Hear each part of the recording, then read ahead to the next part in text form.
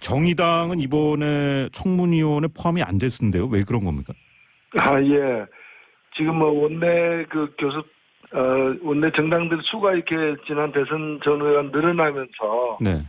기존의 이 위원 배정하는 공식으로는 정의당이 한 축도 안 돌아가게 되어 있어요. 예. 특히 이제 그 바른정당 의석수가 좀 줄어들면서 그런 결과가 나와서 저희가 지금 정수를 적용하는 방식에 좀 이제 개선을 요구하고 있는 상황입니다. 그렇군요. 자, 그러면은 뭐 거의 이제 청문회 밖에서 이번 청문회를 지켜보시는 건데. 이번 청문회는 그렇습니다. 예. 네. 이낙연 국무총리 후보자 인준 문제 아주 뭐 지금 어려운 상황이 됐습니다. 노회찬 대표님 어떻게 보십니까? 네, 뭐 저희도 지금 오늘 오후 1시에 그 의원총회를 열어서 이 문제를 논의할 예정이고요. 네. 뭐 제가 개인적으로 볼 때는 이것은 분명한 이제 문제는 분명히 있는데, 네. 뭐 감점 요인은 분명한 것 같습니다. 그러나 실격 처리할 수준인가에 대해서는 좀 여러 의견이 있는 것 같고요. 네.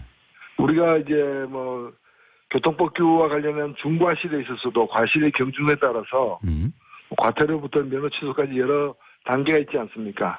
네. 이 부분도 좀 그런 부분을 봐야 되는 게 아닌가. 근데 오히려 제가 볼 때는 이낙연 지사의 위장 전입 그 자체만으로보다는 네. 그와 연관해가지고 대통령이 약속한 부분이 있기 때문에 그걸 정치적으로 문제 삼는 좀 상황이 아닌가 싶습니다. 자, 그럼 뭐 사실상 지금 한국당 같은 경우에 대통령의 직접 해명, 뭐 사실상 사과를 요구하고 있는 것 같은데 지금 청와대는 비서실장이 사과를 했다는 입장이고요. 그렇게까지 할 사안이 아니라는 또 반응을 보이는 것 같습니다. 노 대표님은 어떻게 보십니까?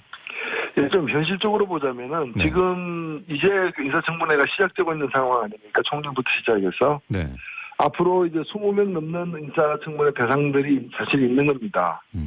그리고 그 경우에 이제 이 문제 등과 관련 그 5대 인사 배제 원칙 등과 관련해서 다양한 어떤 적용 사례들이 나올 거거든요. 네. 그래서 저는 이낙연 총리 한 명의 문제가 아니고 그와 관련해서 대통령이 국민들에게 내걸었던 그 5대 인사 배제 원칙을 갖다가 그 원칙만 가지고 지금 적용하기는 힘들게 된 상황이기 때문에 그것을 또 구체화하는 어떤 적용 운용 방침을 책임 있게 빠르게 제시를 해야 될 것 같아요. 그럼 대통령이 직접 해야 된다는 입장이세요? 아니요, 뭐 그걸 어떤 식으로 발표하든 그 문재인 정부가 그걸 내놓아야죠. 이걸 첫 인사니까 대충 넘어가자라고 양해를 얻기는 힘들 것 같고요. 그리고 본인들 스스로도 지금 벌써 이제 겸용되는 분들 중에도 뭐 위장전입과 관련해서 다양한 케이스가 얘기되고 있지 않습니까? 네. 그럼 이 옥석을 어떻게 구분할 것인가에 대한 좀 세밀한 지침을 갖다가 국민들에게 발표하고 양해를 구해야 되고 또 그 공약에 대한 기대감이 일정하게 있었기 때문에 그 기대감과 다르게 적용될 수밖에 없는 상황에서는 국민들에게 유감을 표시하고 양해를 구하는 게 마땅하다고 봅니다. 지금 이제 대표님 말씀 들어보면은 그러니까 대통령이 꼭 직접 해명을 안 하더라도 어떤 방식으로든 입장을 내놔야 한다. 뭐 이렇게 보면 되겠습니까? 네, 그렇습니다. 그래서 지난 주말에 그 비서실장의 해명만 가지고 부족한 거는 이미 현실이 되어버렸기 때문에 그보다는 좀 더 책임 있게 인사 그 원칙을 갖다가 어떻게 적용시켜 나갈 것인지에 대해서 좀 소상하게 국민들에게 말씀드리고 또 그것이 대선 때 공약과의 어떤 그 변경된 거 아니냐라는 그런 문제 제기에 대해서도 양해를 구해야 된다고 봅니다. 네. 사실 이제 후보자별로 지금 여러 가지 문제가 지금 드러났기 때문에 건건별로 좀 여쭤봐야 될 부분이 있는 것 같습니다. 이제 먼저 이제 강경화 외교부 장관 후보자인데 뭐 지금 증여세를 뒤늦게 납부했다는 논란도 있지만은 기존의 이제 위장 전입 문제 좀 계속 이제 좀 사안이 커지는 양상인 것 같은데요. 어떻게 보고 계십니까? 예, 저도 처음에 그 청와대 인사수석이 발표한 거라면은 과거의 이제 위장 전입 예하고 좀 다르지 않느냐. 그러나 좀 구체적으로 들여다봐야 되겠다라고 말씀을 드린 바가 있는데 이 부분은 지금 새로운 게 자꾸 나오기 때문에 이 청문회에서 본인의 소명을 갖다가 듣고 좀 더 따져봐야 될 여지가 있다고 보여지고요. 네, 그렇습니다. 그렇군요. 그러면 전 이화여고 교장이 전세권을 가진 집에 주소를 옮긴 것 자체 오늘 이제 기사가 나왔는데요. 여기에 대해서 좀 어떻게 보십니까? 의견 있으세요? 그러니까 그게 그 처음에는 친척집이라고 얘기를 했고 저도 그렇게 들은 기억이 나는데 그러면 그 해명 친척집이었다는 설명과 이화여고 전 교장이 그 전세권자에 따른 사실과는 어떤 관계에 있는 것인지 이 부분은 본인의 소명을 더 들어봐야 되겠습니다. 네. 자, 김상조 공정거래위원장 후보자 같은 경우에 이제 해외 연수 시기와 맞물려서 이제 우편물 수령을 위해서 주소를 옮겼던 것이라는 해명을 내놨습니다. 여기에 대해서는 어떻게 보십니까? 네, 그 부분은 제가 이제 해명을 쭉 보니까 이 단순 주소 불일치의 문제, 그러니까 당연히 뭐 주민등록법 위반이죠. 살지 않는 곳에 주소를 갖다가 며칠 동안이라도 이거 옮겨놨으니까요. 그러나 그것이 어떤 불순한 어떤 그 의도나 부당한 이익을 추구하기 위해서 그렇게 옮겼다고 뭐 특히 학교 배정을 잘 받기 위해서 정해서 이익을 얻기 위해서 한 행위로 보이지는 않거든요. 실제로 뭐 한 17일간 경기도 구리시인가요? 뭐 거기서 이렇게 주소를 옮겼다가 결국에는 17일 만에 다시 뭐 서울로 집이 다 이사간 점이라거나 또는 고등학교 입학하고 시기하고 맞물렸다고는 하나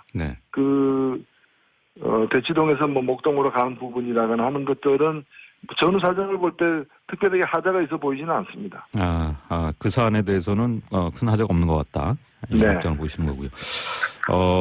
지금 보면은 종합적으로 보면 이제 위장 전입이 계속 문제가 되고 있습니다. 근데 위장 전입이 뭐 대표님도 아시겠지만은 어쩔 수 없는 위장 전입 또 개인의 뭐 이익, 특히 자녀 진학이나 부동산 투기를 위해서 한 위장 전입하고 좀 구분해야 한다 이런 여론도 좀 형성이 되고 있는 것 같은데 노회찬 대표께서는 어떻게 보세요? 그렇습니다. 뭐 지금 주민등록부에서 아주 엄격하게 14일 이내에 거주지를 이전할 경우에 이제 신고를 하게 돼 있고 또 그게 사실과 다를 때는 처벌받게 돼 있는 이거 주민등록법이 지금 있는 거죠.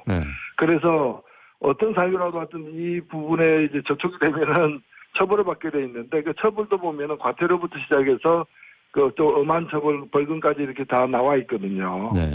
뭐 심지어는 뭐 그 다른 그 더 높은 형사처벌까지도 있는데 그래서 이 부분은 정말 살지 않는 곳에서 예를 들면 뭐 농지 매입을 위해 가지고 뭐 거주하고 있는 것으로 위장하는 위장 진입도 있을 수 있고 또 학군 배치 뭐 많은 경우에 이제 학군 배정을 갖다가 유리하게 받기 위해서 그럴 경우에는 사실 유리하게 받기 위해서 위장 진입한 것이 단순하다고 볼 수만은 없는 것이 그로 인해서 손해 보는 사람도 있을 거 아닙니까?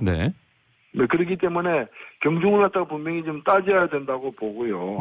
일괄적으로 얘기할 부분은 아니다고 보고 그래서 사안마다 좀 이렇게 구체적으로 들여다볼 필요가 있다고 생각합니다. 그러니까 위장 전입을 했다고 해서 꼭 문제라기보다는 이제 어떤 성격의 위장 전입인가를 역시 봐야 한다 이런 입장이시죠? 네, 그렇습니다. 알겠습니다. 오늘 사실 이제 서훈 국정원장 후보자 청문회가 또 이 와중에 예정이 돼 있는데 오늘 뭐 그 조간 보도를 보셨겠지만 이제 고액 자문료 논란이 또 불거졌습니다. 그래서 사실 이제 고위공직자들이 퇴임한 후에 뭐 기업에서 이제 고액 자문료를 받으면서 이제 일하시는 경우가 꽤 있긴 한데 이번 건은 어떻게 봐야 될까요? 저도 뭐 상세한 내용을 좀 모르기 때문에 보도된 것만 보자면은 이것이 정당한 어떤 그 자문 행위에 대한 어떤 대가인지 아니면 이제 뭐 정관예우로 이렇게 준 것인지 이는 좀 소명이 더 필요하다고 봅니다. 그래서 그것이 이제 그런 그 당의 기업들에서 유사한 전례가 있는 것인지 액수는 적정했는지 실제로 또 그 자문의 어떤 내역이 어떠한 것인지에 대해서는 국민들에게 좀 소상하게 알릴 필요가 있다고 봅니다. 네, 알겠습니다.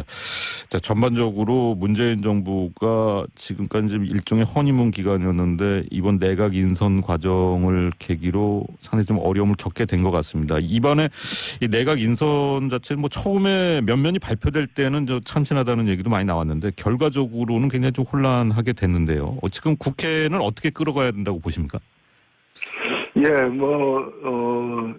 현 정부에서 영예일 수는 없는 것이고요. 과거의 정부들도 인사 청문 과정에서 혹독한 신고식을 치른 건 사실이죠.